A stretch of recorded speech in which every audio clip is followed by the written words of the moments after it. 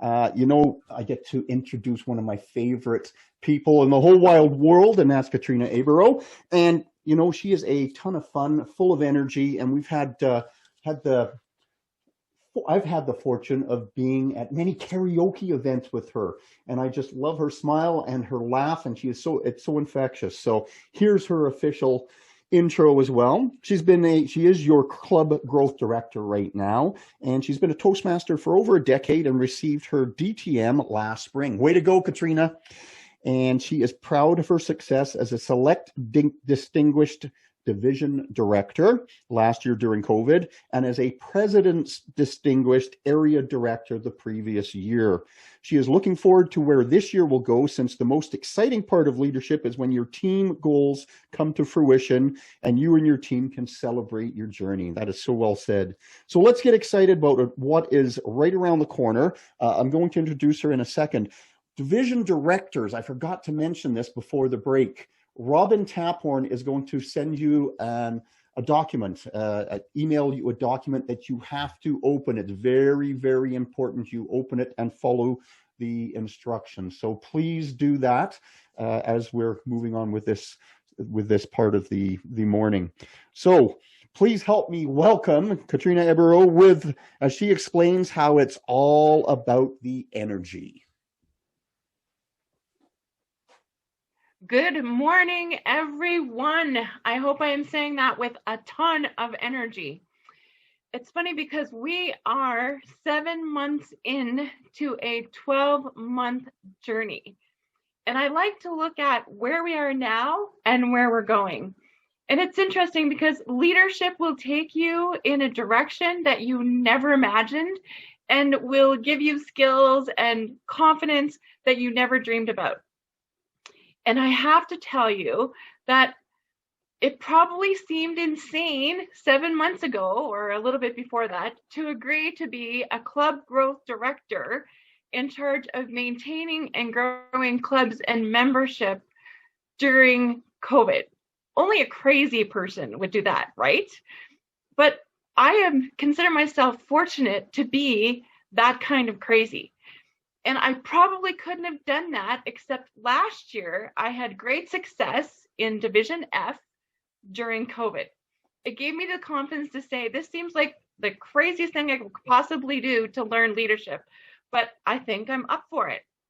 And I have to tell you, of course, anytime you're doing leadership, there are times where there's problems and struggle and you feel frustrated, but I have a secret weapon. I am inspired by two of the most amazing things. Number one, success is addictive.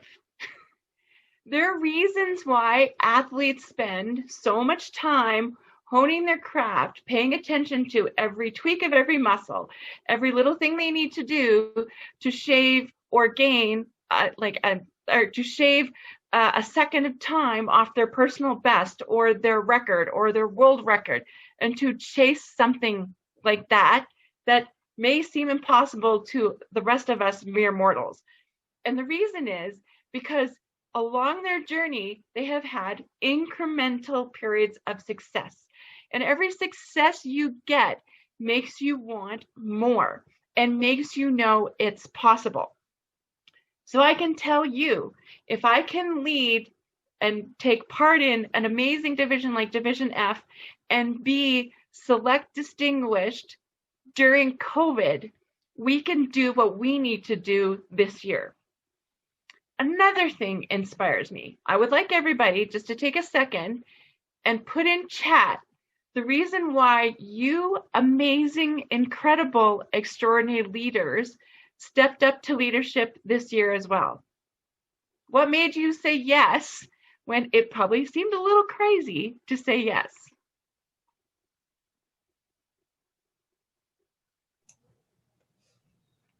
Okay, Rebecca, and I'm going to let you to tell me what you're seeing.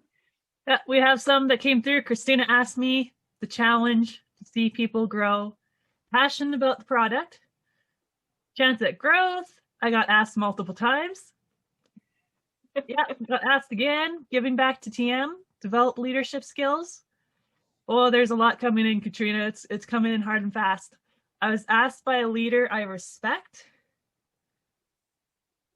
I was asked. I wanted the chance to work with Christina and the rest of the team. I can do it. Growth and see blind spots. Love. Oh, I like that one.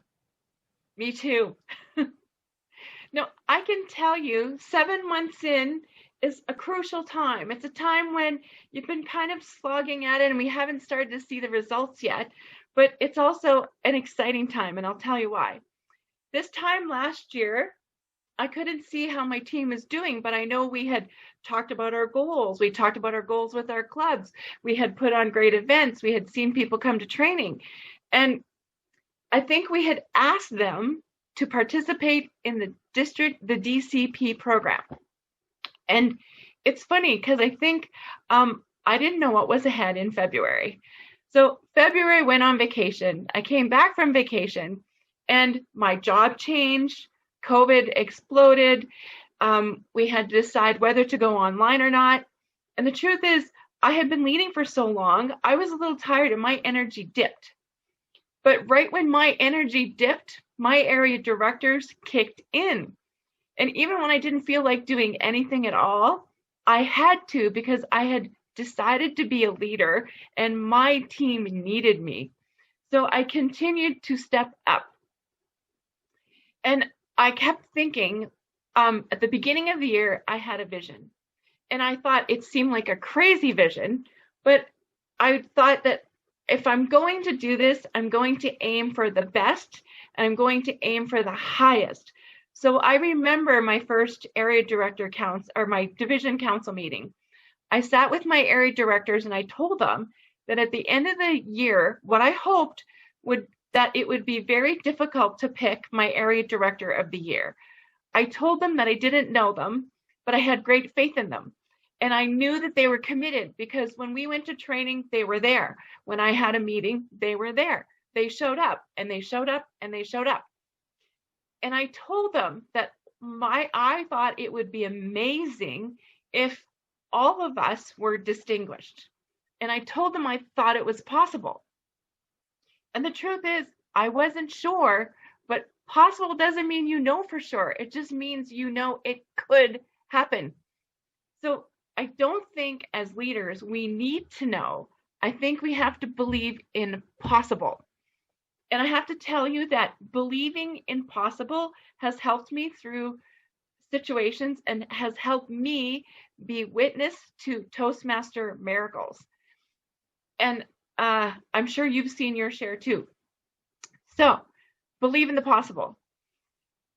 And I think we're fortunate this year. I have great faith in our team. We have had meeting after meeting, and I have seen all of you show up. When we need to submit our area director training reports last year, the goal was to submit for 85%. We submitted for 100%. When we have area director reports, we need to submit for 75%. Our district submitted for 100%. We have 100% type of leaders. Those are leaders that other districts can only dream of that we have. I went to training where we talked about mentorship, and we believe that you should have people to turn to when you need advice. And I watched somebody, I was in a discussion meeting and I mentioned that, oh, we have mentors for every single one of our district team. And somebody's mouth dropped. We are phenomenal because I have you, because I'm inspired by you, because what I do is for you. Okay, what else inspires me? The DCP program. It's funny because I have become someone who's known for numbers. And the funny thing is, I am the least number person I know. I talk to my best friend and I say, oh, they think I'm really good at explaining reports. And she still laughs about that. But here's why I believe in the DCP program. The numbers tell us stories about the people. When I look at club numbers, I see the clubs I have visited and the clubs I have been a part of. When I look at Glenmore RSVP, I see Carol Dite and Lynn Herzog and Carla Croker. When I look at Bedstone Olympics, I see Larry Muhart and Charles Mohammed and Sandy Aberdeen. When I look at the club numbers and what we're doing in the district, I see the people I know. And okay, we as leaders face problems. I think sometimes you think we're not going to have any problems, but everybody has problems. But you have bad problems and you have good problems. What we're aiming for is good problems. So what's the difference between a bad one and a good one? A bad one is, we couldn't get enough members to come to our meeting, so we just didn't bother having it. Or, I know I'm supposed to be part of the DCP program, but we don't believe in the DCP program. That's a bad problem. A good problem. COVID came along, and yes, it affected our numbers, but we went international. Our club has over 30 members, and sometimes it's hard to find time for our speeches. And our table topics are a minute instead of 2. So we decided to have a table topics night on a different night. That's a good problem. Or the DCP will only let us recognize 10 points. And we always get more than that. Too bad we couldn't get more points. That's a good problem. And it's interesting because I think as leaders, people come to us and complain about our program. And then what do? We turn to our division director and say, Club X doesn't like our program. And I always think, well, that's odd because Club X is getting membership fees for Toastmasters and submitting them to Toastmasters. So you think they would realize that they're actually part of Toastmasters.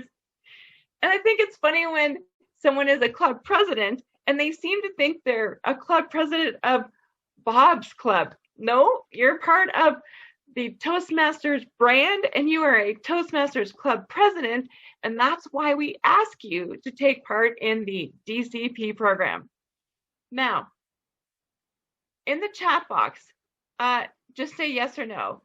Have you seen Toastmasters work for you? Lots of yeses. I don't think we're going to get a no. I hope not. That's why we're leaders. Okay. Now, have you seen the Toastmasters program work for members? Yep, definitely lots of yeses.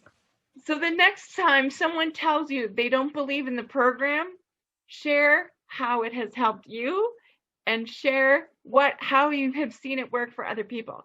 Now, I can see Emma on camera. So Emma and I have talked about this before. Emma, last year, how did West Enders do? West Enders got President Distinguished last year. Okay. And how did the club know about the DCP program? I'm pretty sure just from us executives. Okay.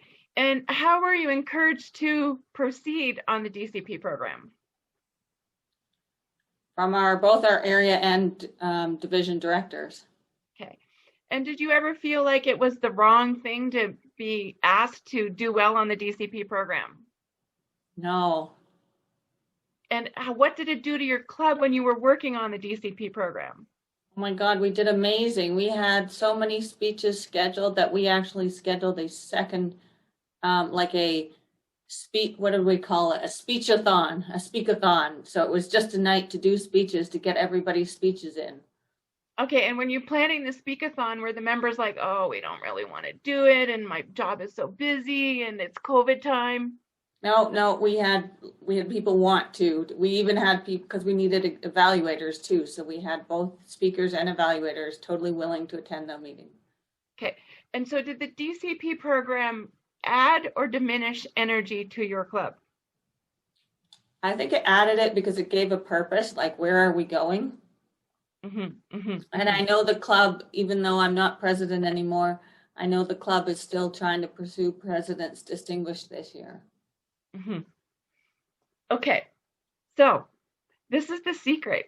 People will complain whether you're pursuing the DC program or not, but people will succeed and get energy by pursuing the thing we ask them to pursue. And I think with COVID, it's really easy because like we all have struggles because of COVID. We all have our energy affected by COVID. But sometimes the very thing we're afraid to do, which is ask people to set goals, ask people to pursue goals, ask people to have like put energy into their meetings, ask people to step up to do speeches, is actually what will give them energy, not diminish energy. Okay, so the secret of winning clubs. Lance went into this, and I want to go into it a little bit more. Clubs that are already winning never complain about the program because they're going to win whatever the program is. They don't spend precious time and energy trying to change the program. They take all their time and energy and put it into the program. And I want us to not be afraid to say, this is the program that works.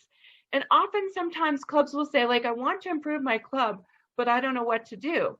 Well, actually, the DCP program, the area director reports, the club success plan, they are all ways of finding out what clubs need to do and setting goals. And it's like a roadmap. So it's like, pick a map, any map, and follow this road, and you are going to be on the right road to success.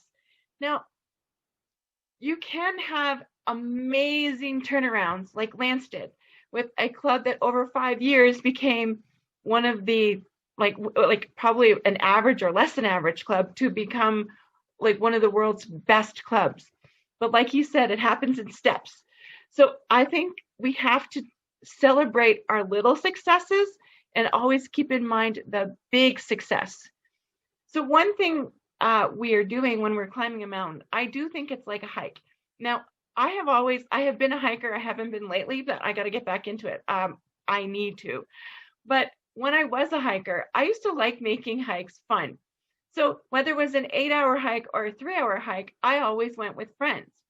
Because normally if you said, look at that peak up there, I want you to get to the top, and it's going to take 3 hours, and you're going to sweat a lot, I would have been thinking, no, that's going to wreck my clothes, and it doesn't sound like a lot of fun. But if there's 5 people, and they'll let me talk my head off, and we'll have some laughs, I was in. And I didn't even think about it as exercise. I was just hanging out with my friends. And I have to say, I loved going up to the top of a mountain because I would enjoy the process. And then when I got to the top, I would often sit on a rock and just enjoy the view.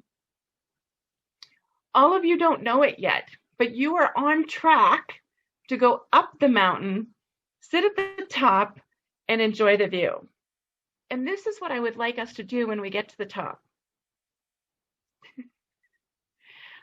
I had a training event last year where I thought it would be really fun to hand out champagne to my volunteers because I like to think that I volunteer and work with the best. I like to think that we have the champagne team. I challenge you to challenge your teams to get to the top of that mountain. And I will, anyone who gets there, get you some champagne. Because we are the champagne crew. Now, let's see. I want you to share your belief in the program with your clubs. I want you to help them do what you probably already do. A lot of us don't think about this, but Toastmasters gives us a structure because when we do a level, we should be celebrating. We should be celebrating success. When we do a second level or a third level, we should be celebrating. When the club has several people that have done those levels, we should be going into the club and celebrating. And when we celebrate, we increase the energy and level in the club. I think leaders don't know this, but people need us to recognize what they have achieved to be motivated. So when you recognize the achievements of your club, when you look at the education awards and when you visit the club and go, and like this member may not know that you know who they are, and you say, Bill, I noticed that you did a level 1 and a level 2. Tell me about some of the speeches you did, and I'm so proud of you. That can like turn that person into the next AD or the next club president, because we need recognition. It's a human need. We also need family. So let your clubs know that you are there because they are part of a larger family, that you want them to know that the district is there for them and that you are there for them and that you are connecting them to a larger family. And that it's fun. It's fun to celebrate. Okay. Now, I think in order to reach the top, you don't have to necessarily see the top. You have to know it's there. So sometimes I've gone on hikes where I can remember the view, but maybe I was there at a different time. So it always changes. Other times I've gone on a hike because someone told me about the hike and I haven't been to the top before, but I'm going to the top because someone told me how great that hike is. That's a lot like Toastmasters. Sometimes we don't even know what our journey is going to be until we're on it, but we need someone to encourage us to take that hike. That's kind of funny though, because normally when you take a hike, it doesn't. Make sure you use the right tone with that phrase. Okay, another thing, you need to know that you can do it. I love numbers because numbers show me possibilities. I was looking at the numbers and I have to have 10 more active clubs to do what we haven't done in a couple of years, which is not lose a club. But then I looked at it and I thought, how many numbers is that? We need 27 members in clubs that are close to 8 members to have not lost a club this year. We can do it. Last week, we had 50 members in 1 week. We can do 27 between now and the year end. So work with your division director, even if it's not your area, to help your other area directors not lose a club. This is what happens if we don't lose a club. If we don't lose a club, we can be a distinguished district. If we don't lose a club, your division directors can be distinguished division directors. If we do not lose a club, every single area director can be distinguished. We are 27 members away from every single one of us being in a position to be distinguished. We can do it. I also know 5 months isn't very long, but we've already built up momentum. I'm seeing emails that make me so excited. High Rivers sent us an email and said, our club has had executive problems, but we overcame those, and they are a go-getter. They have 5 DCP points. And now they said, all we have to do is work on membership. So I thought, well, as the club growth director, I love to hear a club say, we're going to work on membership. I'm like, yay. And they have 5 DCP points. If they got 5 now, what are they going to do 5 months from now? I can tell you that last year we had 31 go-getter clubs, and this was before COVID. So far in January, and it's still, we got a couple more days left, we have 26 go-getter clubs. We are on track, the same as we were last year, because we have an amazing team. And I want all of you to know what it feels like to succeed and be champagne A1. Now, getting to the top doesn't mean there won't be troubles. It doesn't mean there aren't problems to overcome, challenges to take on. But taking on those challenges is when it gets you to the top. It's like going on a hike. If you're going on a hike and you run out of water and you're like this close, you still keep going. If you go on a hike and you've got a rock in a shoe, you take the rock out, you keep going. If you're going on a hike and it gets a little chilly, you like take out your extra sweater because you were prepared and you put it on and you keep going. We are this close and we are going to keep going. Now, we are going to do a fun exercise with the division directors and their teams. I have put together some scenarios, and they are going to go into breakout rooms with their ADs and come up with some solutions. And they can be fun, crazy, wild, and some I'm sure will be really effective. So If you're in a division, please know your division letter. Make sure that's at the beginning of your name, because that's how we will go into the breakout rooms. We are going to have 15 minutes. So the tech team will assign you to a breakout room. It'll say, leave the meeting and join the breakout room. And we will be back in 15 minutes.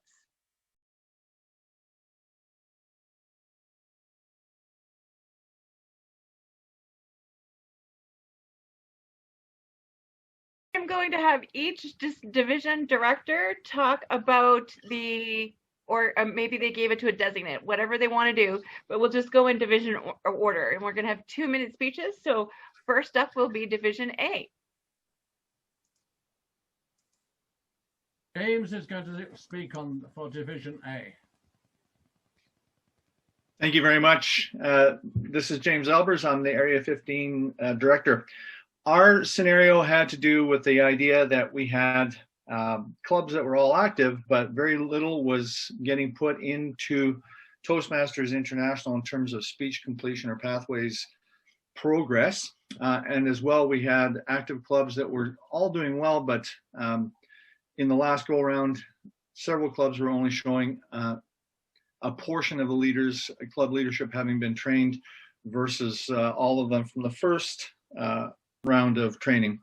So we decided that our best approach would simply be to confirm, number one, that people are doing speeches and are working through their pathway. We wanted to not make assumptions that that wasn't happening, but perhaps it wasn't being entered properly, which led us to our second point, which if the leadership are doing it, then have them describe how they're entering that data into Toastmasters, and are they covering both steps to ensure that they are doing the second step, which is through the district central. The other thing is with regard to leadership training, we wanted to ensure that if for whatever reason people had taken the training but perhaps hadn't entered their names in the chat room or in the chat box, or perhaps hadn't done that part of it properly, to hook them up with the appropriate resources, either in terms of checking the recorded sessions and things like that, just to validate or verify whether or not that leadership training had actually happened, and go from that perspective. So provide them support with respect to just making sure that they've walked through the technology well.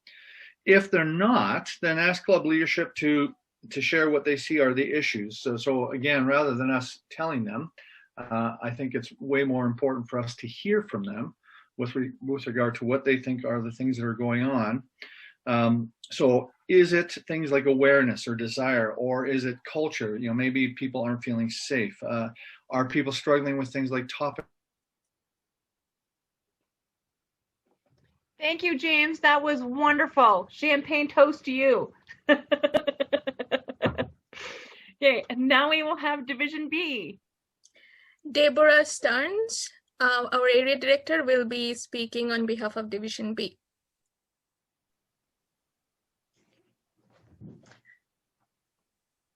Thank you.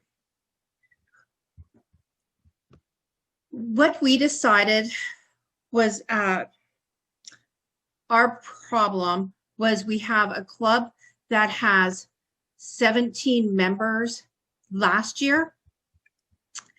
And coming into this year, there was only 2 members that would come on for this year, coming up year.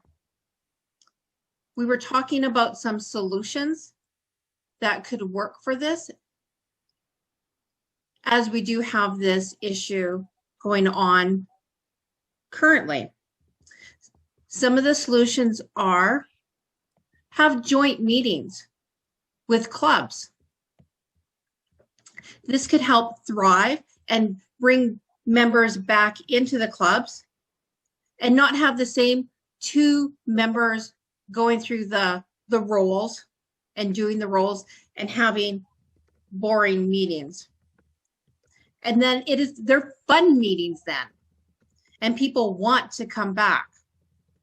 Another one, having hybrid meetings.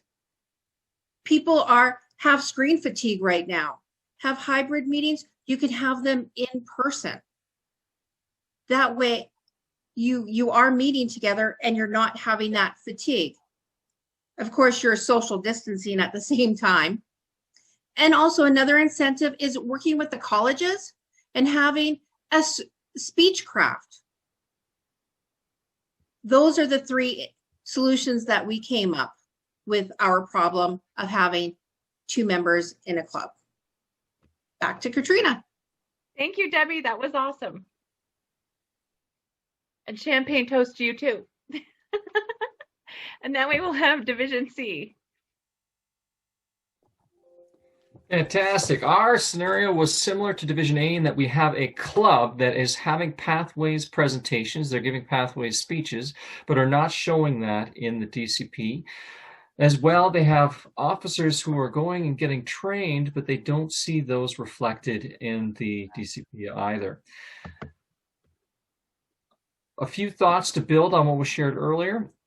One was, is the club aware of key dates, making sure that they're aware of training and submission times. If their officers are not being recorded, perhaps they've not been recorded as officers early enough, and then they're attending the training thinking they're in the system as an officer when they are not.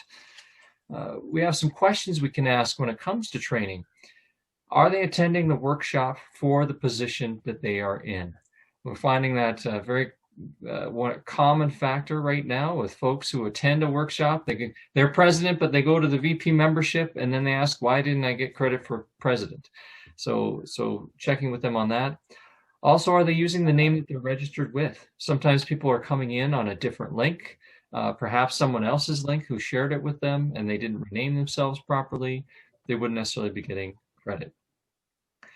One last factor we thought would be important for them to know is that in Basecamp and in Pathways and in Toastmasters with our educational awards, though in Pathways you can do the projects in any order you prefer, you only approve them and achieve those levels in sequential order. So if they're doing pathway projects from 5 different levels, they're not going to show in the educational system because you can only approve level 1 and you can't approve level 2 until level 1's approved. And the same thing occurs in the Toastmaster educational award system. You won't get credit for completing level 2 of your pathway until level 1 has been accredited. That is what I have to share for resolving that issue. Thank you so much, Randy. Champagne toast to you. And now we hear from Division D. Good morning. Our scenario was number 2, and we had about 10 people going to meetings, but we only seemed to have 2 people doing most of the meeting roles. So they were feeling a whole lot of fatigue and burnout, so they've stopped doing pathways and decided to do tabletop instead, and realized that some of their pathway speeches some of the speeches they were trying to do and get credited for work did not be recognized within the program. So we got some tips and some recommendations. And what we recommended first off is that the club actually has, during one of their meetings, a session that every one of the Toastmasters members are able to be heard. Let's get everything on the table and let's let people voice how they're feeling with coming to the meetings, and make sure that everybody understands that they've also taken a pledge that they will help support the club and that we all are there to be prepared to take on roles and responsibilities for our club's success.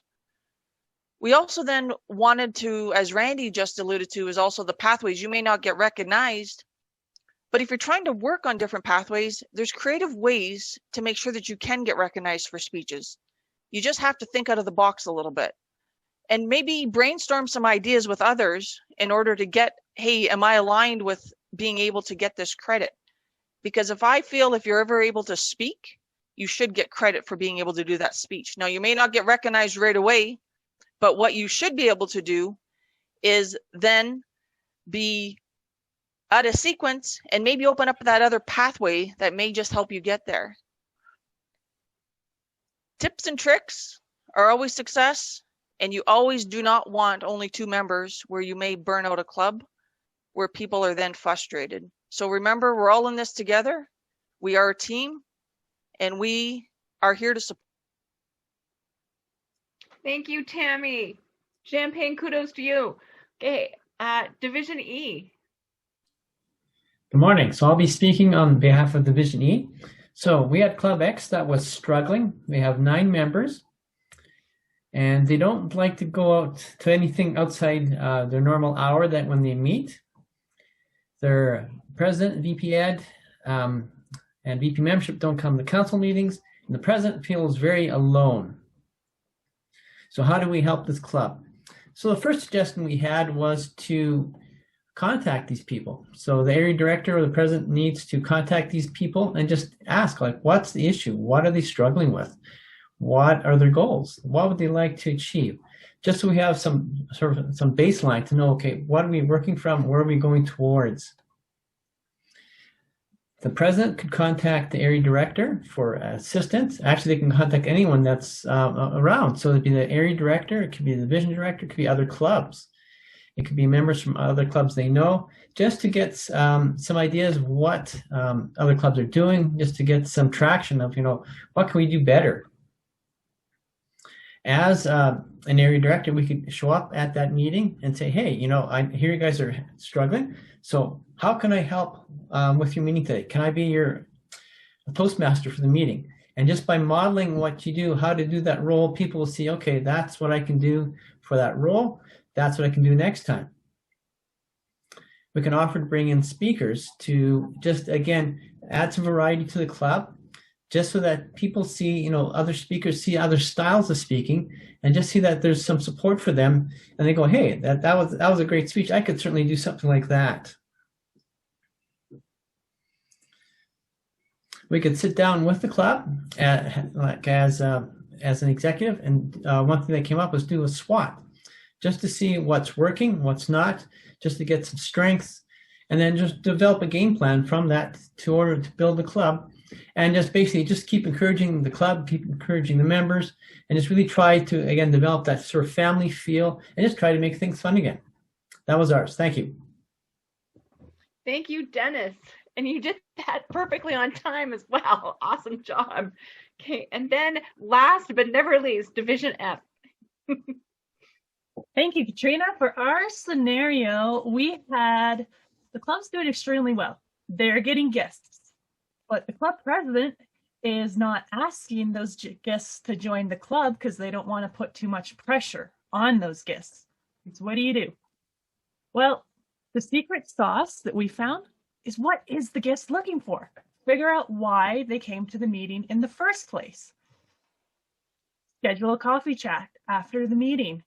Invite them, send them emails, give them the membership package right away. Something that Dynamically Speaking mentioned too about a few weeks ago or in one of our trainings is ask the guest 3 times during that meeting. Mention them in the introductions.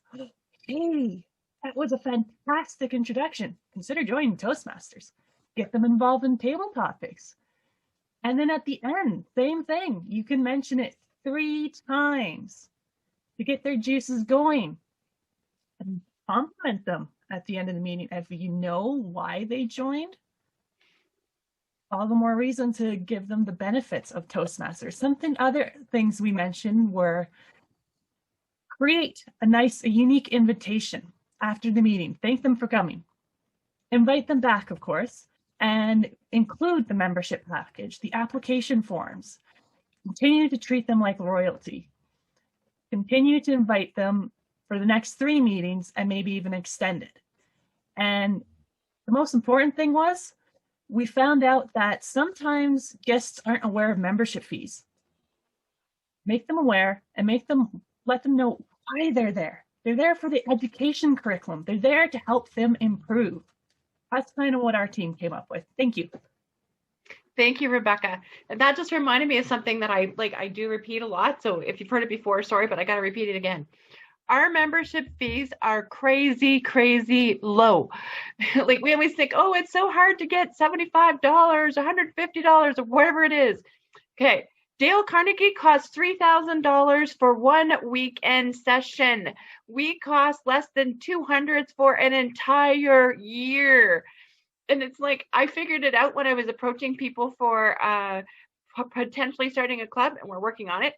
But you can start a club for 20 people, including charter fees, for $2,500. That's less than one Dale Carnegie session. And a lot of people go to Dale Carnegie and then join at Toastmasters because they don't have time to practice.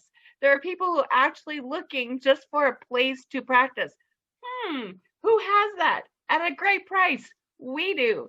And if you used to have really good training budgets and you don't anymore because of COVID, what could help you change that, be a solution to your problem? Toastmasters. So don't ever doubt that we don't give the best value, the best return for your buck, and that our program is not the most winning program out there. Like, we don't say maybe it will work. Dale Carnegie says, if you join one course, you don't get what you want, you might need another course. You don't need that. Come to here, you will get what you need, period.